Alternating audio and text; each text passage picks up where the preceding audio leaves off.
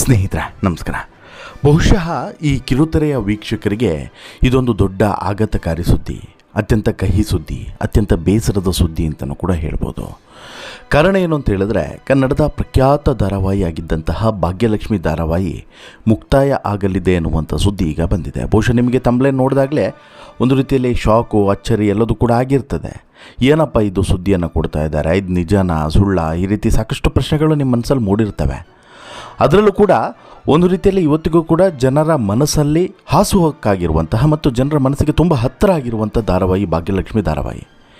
ಇಂತಹ ಧಾರಾವಾಹಿನ ಮುಗಿಸಿ ಏನು ಮಾಡೋಕ್ಕೆ ಹೊರಟಿದ್ದಾರೆ ಅನ್ನುವಂಥ ಪ್ರಶ್ನೆ ಒಂದು ಕಡೆ ಆದರೆ, ಇಷ್ಟೊಳ್ಳೆ ಕಥೆ ಇರುವಂಥ ಧಾರಾವಾಹಿನ ಮುಗಿಸುವಂಥ ಅವಶ್ಯಕತೆ ಏನಿತ್ತು ಅನ್ನುವಂಥ ಪ್ರಶ್ನೆಯನ್ನು ಕೂಡ ಮೂಡಿದೆ. ಅದರ ಜೊತೆಗೆ ಈ ಧಾರಾವಾಹಿಗೆ ಸಂಬಂಧಪಟ್ಟಂತೆ ಅಥವಾ ಈ ಧಾರಾವಾಹಿ ಮುಕ್ತಾಯಕ್ಕೆ ಸಂಬಂಧಪಟ್ಟಂತೆ ಧಾರಾವಾಹಿಯ ನಟ ನಟಿಯರು ಏನು ಹೇಳ್ತಾರೆ ಅನ್ನುವಂತಹ ಕುತೂಹಲವು ಕೂಡ ಮನೆ ಮಾಡಿದೆ. ಆ ಎಲ್ಲ ಕುತೂಹಲಗಳಿಗೆ ಉತ್ತರ ಕೊಡುವಂಥ ಕೆಲಸವನ್ನು ನಾವಿವತ್ತು ಮಾಡ್ತೀವಿ. ಅದಕ್ಕಿಂತ ಮುಂಚೆ ನೀವಿನ್ನೂ ಕೂಡ ನಮ್ಮ ಚಾನಲನ್ನು ಸಬ್ಸ್ಕ್ರೈಬ್ ಮಾಡಿಲ್ಲ ಅಂದರೆ ದಯವಿಟ್ಟು ಕೂಡಲೇ ಸಬ್ಸ್ಕ್ರೈಬ್ ಮಾಡಿ ಸ್ನೇಹಿತರೆ. ಹೌದು, ಕನ್ನಡ ಧಾರಾವಾಹಿ ಲೋಕದಲ್ಲಿ, ಅದರಲ್ಲೂ ಕೂಡ ಕಲರ್ಸ್ ಕನ್ನಡದ ಅಷ್ಟೂ ಧಾರಾವಾಹಿಗಳ ತೂಕ ಒಂದು ಕಡೆ ಆದರೆ, ಈ ಧಾರಾವಾಹಿಯ ತೂಕವೇ ಮತ್ತೊಂದು ಕಡೆ.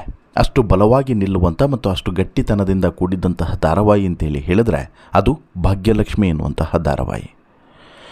ಅಗ್ನಿಸಾಕ್ಷಿ ಎನ್ನುವಂತಹ ಸೂಪರ್ ಹಿಟ್ ಧಾರಾವಾಹಿಯನ್ನು ಮುಗಿಸಿದ ನಂತರ ಮತ್ತೊಂದು ಸೂಪರ್ ಹಿಟ್ ಧಾರಾವಾಹಿ ಕಲರ್ಸ್ ಕನ್ನಡಕ್ಕೆ ಸಿಕ್ಕಿದ್ದು ಯಾವುದು ಅಂತೇಳಿ ಕೇಳಿದರೆ ಅದು ಈ ಭಾಗ್ಯಲಕ್ಷ್ಮಿ ಧಾರಾವಾಹಿ. ವರ್ಷಾನುಗಟ್ಟಲೆ ಪ್ರಸಾರ ಆದಂಥ ಅಗ್ನಿಸಾಕ್ಷಿ ಧಾರಾವಾಹಿಯಲ್ಲಿ ಹೇಗೆ ಆ ಧಾರಾವಾಹಿ ಮನೆ ಮಾತಾಗಿತ್ತೋ, ಕಲರ್ಸ್ ಕನ್ನಡಕ್ಕೂ ಒಂದು ದೊಡ್ಡ ಕ್ರೆಡಿಬಿಲಿಟಿಯನ್ನು ತಂದು ಕೊಡ್ತೋ, ಅದೇ ನಿಟ್ಟಿನಲ್ಲಿ ಭಾಗ್ಯಲಕ್ಷ್ಮಿ ಧಾರಾವಾಹಿಯು ಕೂಡ ಒಂದು ಕ್ರೆಡಿಬಿಲಿಟಿಯನ್ನು ತಂದುಕೊಟ್ಟಿತ್ತು, ತೂಕವನ್ನು ಹೆಚ್ಚಿಸಿತ್ತು. ಕನ್ನಡ ಕಿರುತೆರೆ ಲೋಕದಲ್ಲಿ ಜನಪ್ರಿಯ ಧಾರಾವಾಹಿಯಾಗಿ ಭಾಗ್ಯಲಕ್ಷ್ಮಿ ಕಳೆದ 3.5 ವರ್ಷಗಳಿಂದ ಜನರ ಹೃದಯವನ್ನು ಗೆದ್ದಿದೆ, ಜನರನ್ನು ರಂಜಿಸಿದೆ.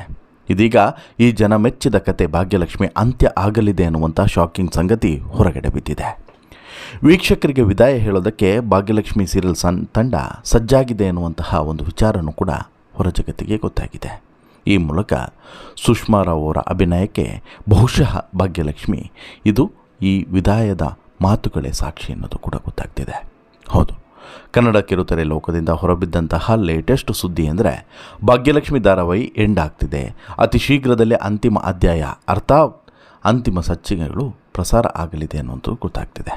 ಈ ಅಂತಿಮ ಸಂಚಿಕೆ ಪ್ರಸಾರಕ್ಕೆ ಕಾರಣ ಏನು ಹೇಳ್ತೀನಿ ನೋಡಿ. ಅಕ್ಟೋಬರ್ 10, 2022ರಂದು ಭಾಗ್ಯಲಕ್ಷ್ಮಿ ಸೀರಿಯಲ್ ಆರಂಭ ಆಯಿತು. ಮೊದಲ ಸಂಚಿಕೆ ಶುರುವಾಯಿತು.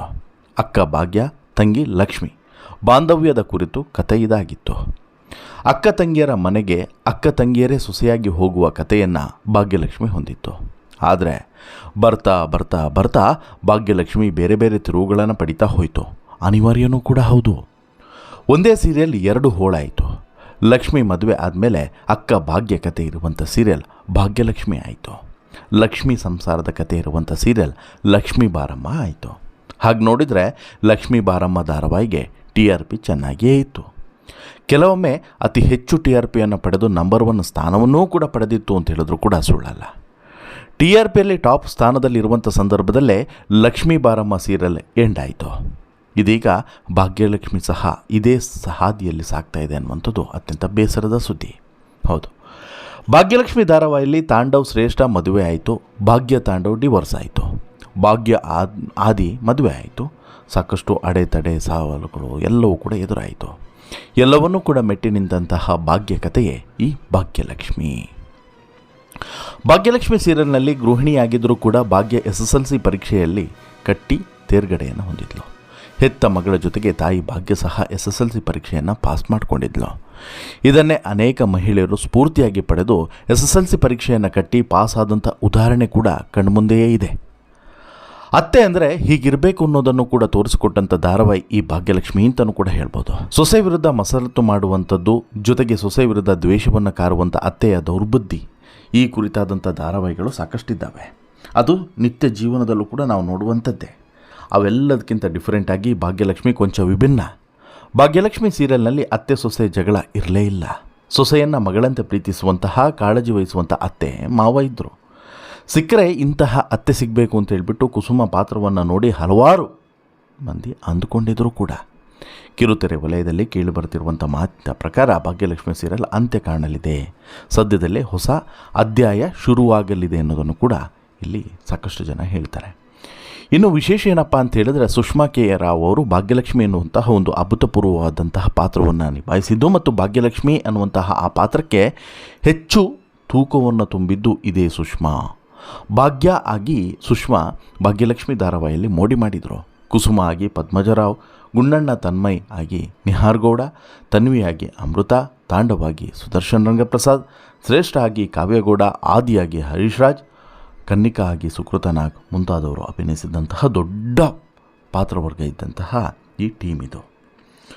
ಒಂದು ಮಾಹಿತಿಯ ಪ್ರಕಾರ ಅಗ್ನಿಸಾಕ್ಷಿ ಎನ್ನುವಂತಹ ಧಾರಾವಾಹಿ ಈಗ ಸಿದ್ಧವಾಗ್ತಿದೆ. ಒನ್ಸ್ ಅಗೇನ್ ಅಗ್ನಿಸಾಕ್ಷಿ ಬರ್ತಾ ಇದೆ. ಒಂದು ಕಾಲದಲ್ಲಿ ಇತಿಹಾಸ ನಿರ್ಮಾಣ ಮಾಡಿದ್ದಂಥ ಅಗ್ನಿಸಾಕ್ಷಿ ಈಗ ಗಾಸಿಪ್ಗಳ ಪ್ರಕಾರ ಭಾಗ್ಯಲಕ್ಷ್ಮಿ ಜಾಗಕ್ಕೆ ಬರಲಿದೆ ಎನ್ನುವಂಥದ್ದು ಕೆಲವರ ಮಾತುಗಳು. ಈ ಹಿಂದೆ ಭಾಗ್ಯಲಕ್ಷ್ಮಿ ಲಕ್ಷ್ಮೀ ಬಾರಮ್ಮ ಧಾರಾವಾಹಿಯಲ್ಲೇ ವೈಷ್ಣವ್ ಪಾತ್ರಕ್ಕೆ ಶಮಂತು ಅಂದರೆ ಬ್ರೋಗೌಡ ಜೀವವನ್ನು ತುಂಬಿದರು. ಇದೀಗ ಅಗ್ನಿಸಾಕ್ಷಿ ಸೀರಿಯಲ್ಗೆ ಈ ಬ್ರೋಗೌಡ ಹೀರೋ ಆಗಿದ್ದಾರೆ. ಭಾಗ್ಯಲಕ್ಷ್ಮಿ ಜಾಗಕ್ಕೆ ಬರ್ತಿರುವಂಥ ಅಗ್ನಿಸಾಕ್ಷಿ ಮೂಲಕ ಬ್ರೋಗೌಡ ಕಿರುತೆರೆಗೆ ಮರಳುತ್ತಾ ಇದ್ದಾರೆ ಎನ್ನುವಂಥ ಮಾತುಗಳು ಕೂಡ ಕೇಳಿ ಬರ್ತಾ ಇದ್ದಾವೆ. ಬಟ್ ಸುಷ್ಮಾ ಗೌಡ ಅವರು ಈ ಅಗ್ನಿಸಾಕ್ಷಿ ಧಾರಾವಾಹಿಯಲ್ಲಿ ಇರ್ತಾರಾ? ಮತ್ತೆ ವಾಪಸ್ ಅದೇ TRPಯನ್ನು ತಂದು ಕೊಡೋದಕ್ಕೆ ಸಹಾಯ ಮಾಡ್ತಾರಾ? ಸುಕೃತನಾಗ್ ಕೂಡ ಅವತ್ತು ಅಗ್ನಿಸಾಕ್ಷಿ ಧಾರಾವಾಹಿಯಲ್ಲಿದ್ದರು, ಇವತ್ತು ಈ ಅಗ್ನಿಸಾಕ್ಷಿಯಲ್ಲಿ ಇರ್ತಾರಾ ಅನ್ನುವಂಥದ್ದು ಮತ್ತೊಂದು ಪ್ರಶ್ನೆ.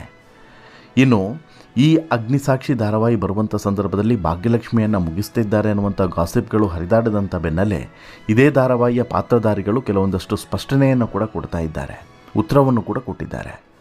ಭಾಗ್ಯಲಕ್ಷ್ಮಿ ಧಾರಾವಾಹಿ 2022ರಲ್ಲಿ ಪ್ರಸಾರ ಆರಂಭಿಸಿದಂಥ ಸಂದರ್ಭದಿಂದನೂ ಕೂಡ ಈ ಕಥೆಯಲ್ಲಿ ಭಾಗವಾಗಿರುವಂಥ ಸುದರ್ಶನ್ ರಂಗಪ್ರಸಾದ್ ತಾಂಡವ್ ಈ ಪಾತ್ರಕ್ಕೆ ಏನು ಮಾಡ್ತಾರೆ ಅಂದರೆ ತನ್ನ ಪಾತ್ರವನ್ನು ಮುಗಿಸ್ತಾರೋ ಅಥವಾ ಧಾರಾವಾಹಿಯನ್ನೇ ಮುಗಿಸ್ತಾರೋ ಈ ರೀತಿ ಒಂದಷ್ಟು ಗೊಂದಲದಲ್ಲಂತೂ ಇದ್ದಾರೆ.